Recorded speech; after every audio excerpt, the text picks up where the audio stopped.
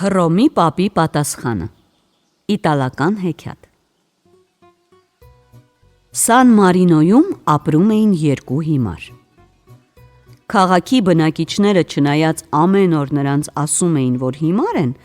բայց նրանք իրենց հիմար չէին համարում։ Այնպես պատահեց, որ հիմարներն ընկերացան և սկսեցին խորհրդակցել, խորհրդակցում էին ամեն ինչում, դե որպեսզի իմանան, թե իրենք իսկապես հիմար են, թե հիմար չեն։ Մտածեցին, թե ում հարցնեն և գնացին դատավորի մոտ։ Չեղավ, պատասխանեց երկրորդ հիմարը, դատավորի մոտ ես չեմ մտնի։ Մոտ 1 ամիս առաջ ես գանգատվեցի հարևանիցս ինձ փայտով ծեծելու պատճառով, իսկ դատավորը սրիկային պատժելու փոխարեն ինձ հիմար անվանեց և դուրս վռնդեց։ Իսկ ինչու էր հարևանը քեզ ծեծել, հարցրեց առաջին հիմարը։ Չգիտեմ, գիտես ինչ, ես դա երազումս էի տեսել։ Ուզում էի հարևանիս հարցնել, թե ինչու է ինձ հարվածում, հենց այդ պահին էլ արթնացա։ Ավելի լավ է գնանք խանութպանի մոտ։ Նրա մասին ասում են, որ իբր նա այնքան խելացի է, որ իր խորամանկությամբ սատանային կգերազանցի։ Չէ, խանութպանի մոտ ես չեմ գա, պատասխանեց առաջին հիմարը։ Անցյալ կիրակի ուզեցի ինձ համար կոշիկ գնել։ Խանութպանը կոշիկները ցույց տվեց։ Նայեցի ու տեսա, որ դրանք տարբեր են։ Մեկի քիթը մի կողմ է թեքված, մյուսինը մյուս կողմ։ Ոչ, մտածեցի ես, ինձ չես խաբի։ Նրանից խնդրեցի 2 նույնանման կոշիկ։ Այստեղ խանութպանն ասաց, եթե դու ուզում ես ձախ ոտքի 2 կոշիկ, ապա վճարիր նաև 2 աջ կոշիկի համար, իսկ եթե չես ուզում, կորիր էստեղից, հիմար։ Դե ես էլ գնացի։ Բա ինչ անենք, հարցրեց երկրորդ հիմարը։ Նորից սկսեցին մտածել։ Մտածեցին և որոշեցին գնալ Հռոմի պապի մոտ։ Չէ, որ եկեղեցու պատրեն ասել էր, որ Հռոմի պապը երբեք չի սխալվում։ Հիմարները գնացին Հռոմի պապի մոտ։ Սովորության համաձայն համբուրեցին նրա կոշիկի ծայրը և սկսեցին գանգատվել։ Ամենասուրբ հայր, դու մեր և Սան Մարինոյի բնակիչների դատն արա։ Մեզ անվանում են հիմարներ, իսկ մենք չենք հավատում։ Եթե մենք իսկապես հիմարներ ենք, նշանակում է հիմարներ ենք, իսկ եթե հիմարներ չենք, ապա հրամայիր մեր հարևաններին, թող մեզ խելացի ասեն։ Դե որ այդպես է, դատ կանեմ, համաձայնեց Հռոմի պապը։ Միայն դու ինձ ասա, դարձավ նա հիմարներից մեկին, քեզ առաջին անգամ ինչ պատճառով են հիմար անվանել։ Ահա թե ինչ պատճառով։ Մի 5 տարի սրանից առաջ մայրս առավոտյան ինձ ուղարկեց ջրի։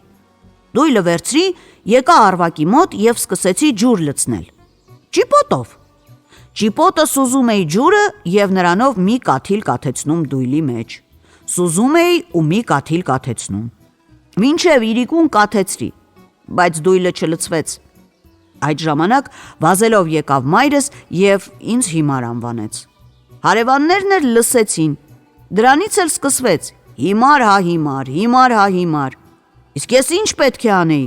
մատներով լցնեի ջուրը, ինչ է, չէ որ սառը ջրում մատներս ցուրտը կտաներ։ Իսկ քեզ ինչի համար են առաջին անգամ հիմար ասել,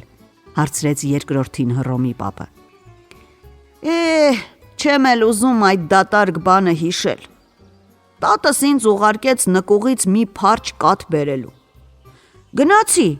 բայց դուրս եկավ, որ նկուղի դռնակը շատ ծանր է։ Ես մտնում եմ ներս, իսկ գլուխս չի մտնում։ Խնդրեցի տատիս, որ այդ դռնակը ավելի բարձրացնի, իսկ նա դուռը բարձրացնելու փոխարեն ինձ հիմար անվանեց։ Դրանից էլ սկսվեց։ Հռոմի պապը նրանց լսեց սկզբից մինչև վերջ և մտածեց. Հիմարին բացատրես, որ նա հիմար է, նույնն է, թե քամու ժամանակ ալյուր ցանես։ Բայց իզուր չէ, որ ես Հռոմի պապն եմ, առանց պատասխանի սրանց բաց չեմ թողնի։ Նա հրամայեց իր ծառային մի մուկ բռնել և դնել տուփի մեջ։ Տուփը տվեց հիմարներին և ասաց. «Ահա ձեզ իմ պատասխանը. տուփի մեջ չնայեք, քանի չեք հասել Սան Մարինո, բայց իմացեք, եթե պատասխանը բաց թողնեք, դուք ամենավերջին հիմարներն եք»։ Հիմարները վերցրին տուփը, ինչպես ընդունված էր, համբուրեցին պապի կոշիկի ծայրը և ետ վերադարձան այն ճանապարհով, որով գնացել էին։ Վերադարձան տուն, փակվեցին մի սենյակում, ամուր փակեցին դուռ ու լուսամուտ։ Հետո բարձրացրին տուփի կափարիչը, իսկ այնտեղից ինչ-որ բան դուրս թռավ։ Հիմարները վազեցին բռնելու Հռոմի պապի պատասխանը, բայց մուկն արդեն մտել էր անցքը և այլևս չերևաց։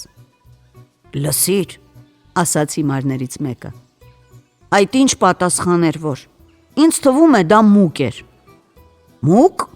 չգիտեմ», ասաց երկրորդ հիմարը, «ես երբեք մուկ չեմ տեսել, իսկ դու»։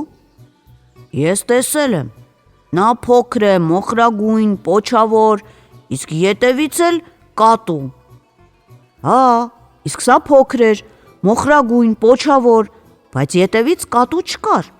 դուրս է գալիս, որ դա մուկ չէր»։ Հիմարներն իրար նայեցին ու ասացին. «Ոչինչ անել չենք կարող, փախցրեցինք Հռոմի պապի պատասխանը, նշանակում է մենք իսկապես հիմար ենք»։